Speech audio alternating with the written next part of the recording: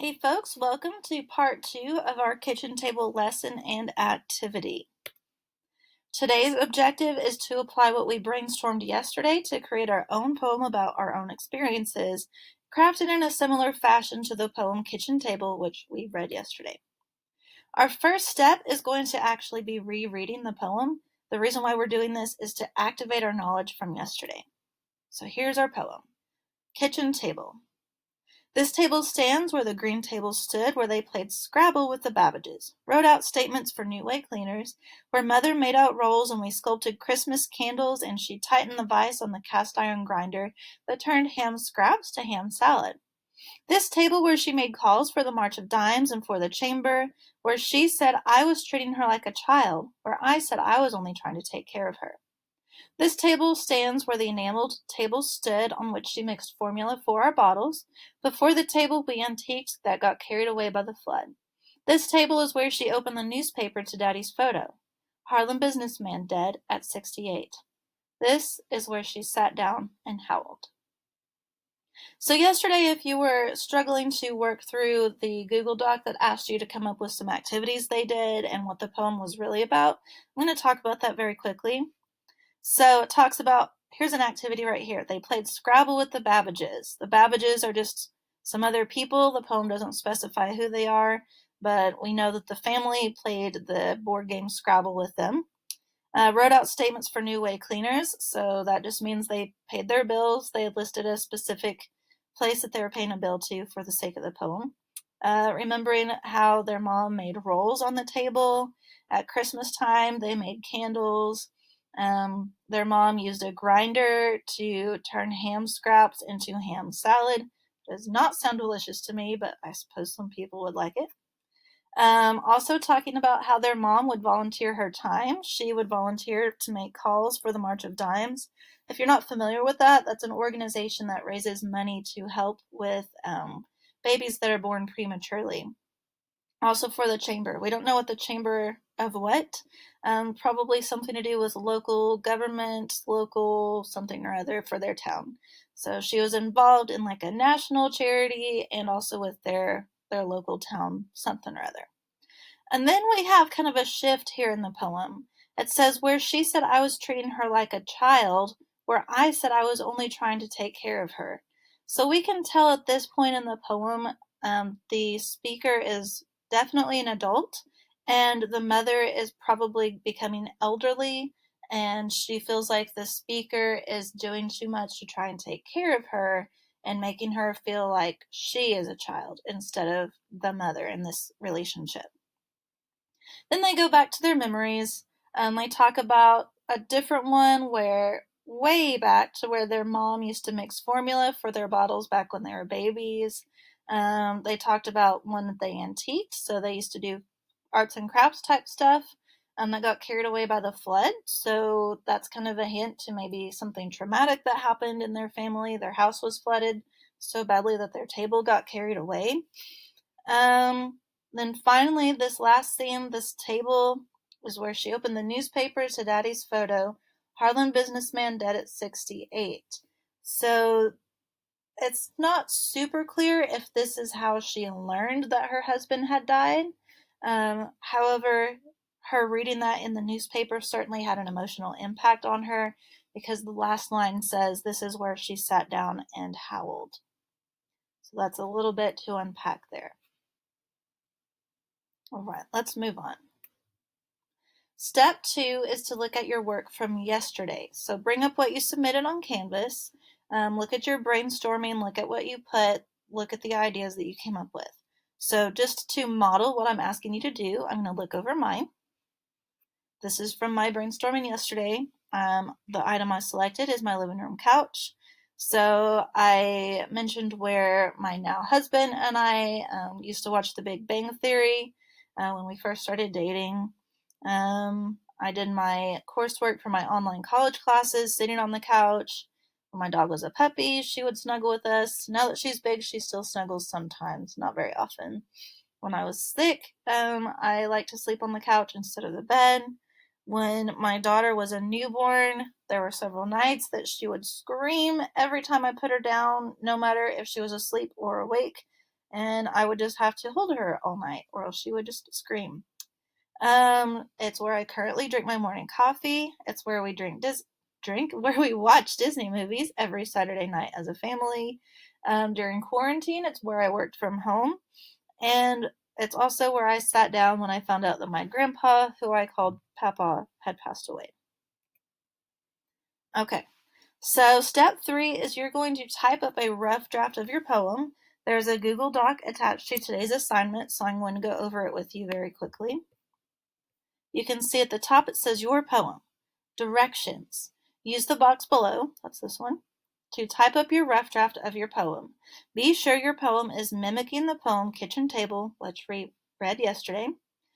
Okay, you're going to shoot for at least 10 lines in your poem. How many lines do you have to write? At least 10. But Miss Anderson, can I write more than 10? Yes. You may write up to 30 lines for your poem. So please don't exceed 30 lines. Shoot for 10, but don't exceed 30. Wait, can I write 15 lines? Yes, that is between 10 and 30. That is fine. All right, so you're going to put a title for your poem right here at the top. And then down here in the box, you're going to type up a rough draft of your poem. Try and use things that you brainstormed yesterday. All right, once you get your rough draft typed in this box, I want you to go do something else for about 10 minutes. This would be a great time to get in your 10 minutes of reading for today.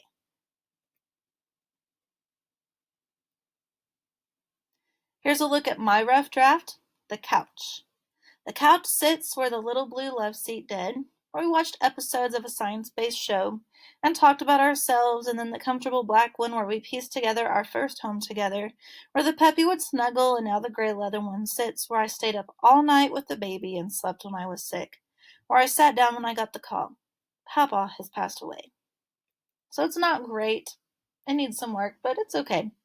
If you've not paused the video and gone and done something else, please do so now.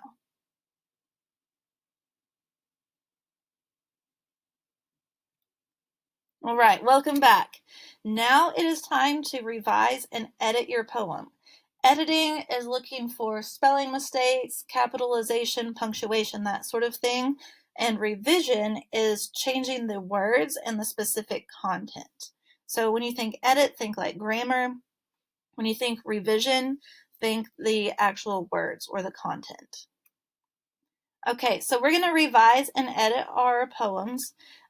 Specifically, what we're asking you to do for this assignment is to look for commonly used words, and you want to change those to less common words. If you've got some very broad descriptions, try and make those very specific. So I'm going to give you an example on the next slide. All right, so let's take this sentence. The white snow was cold. The white snow was cold.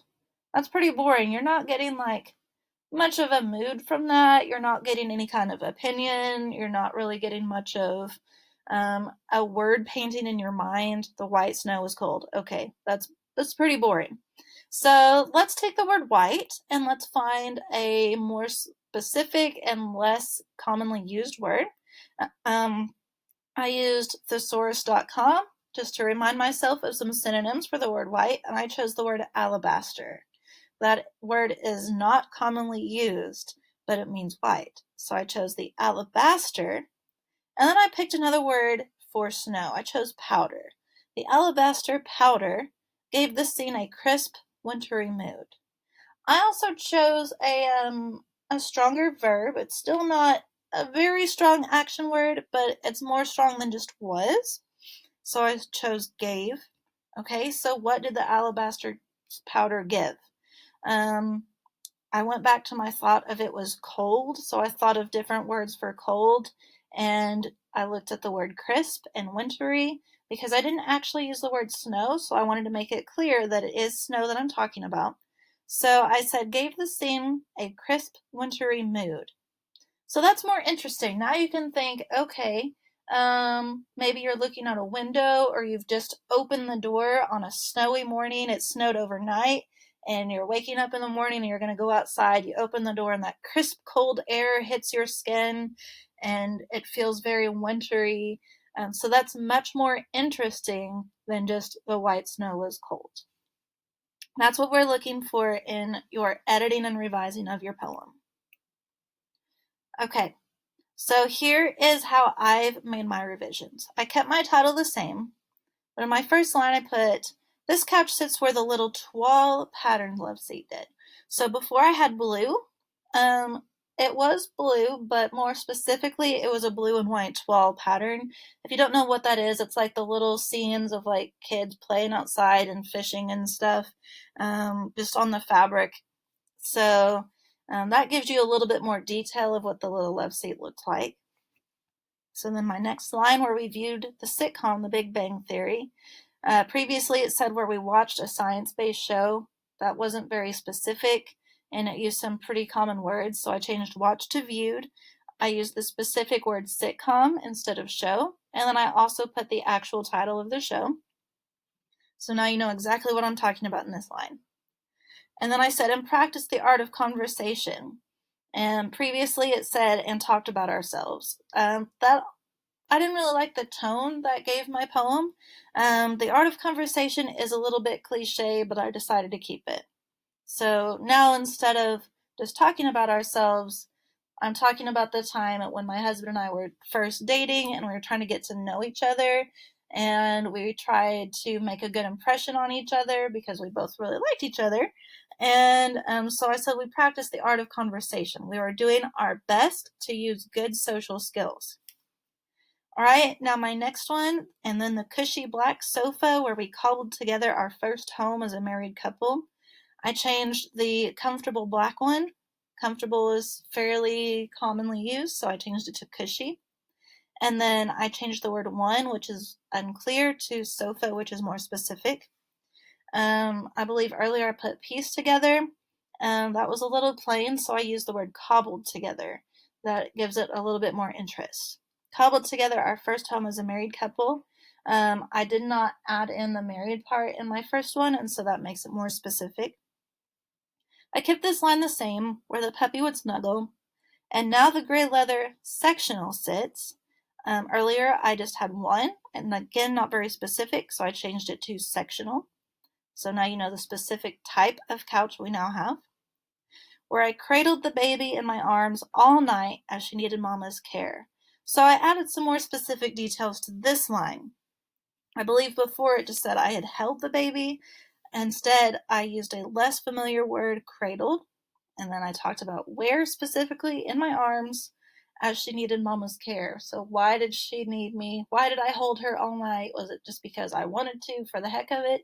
No, because she needed mama's care. And then this line is about where I slept when I was sick. That was fairly boring and not very specific.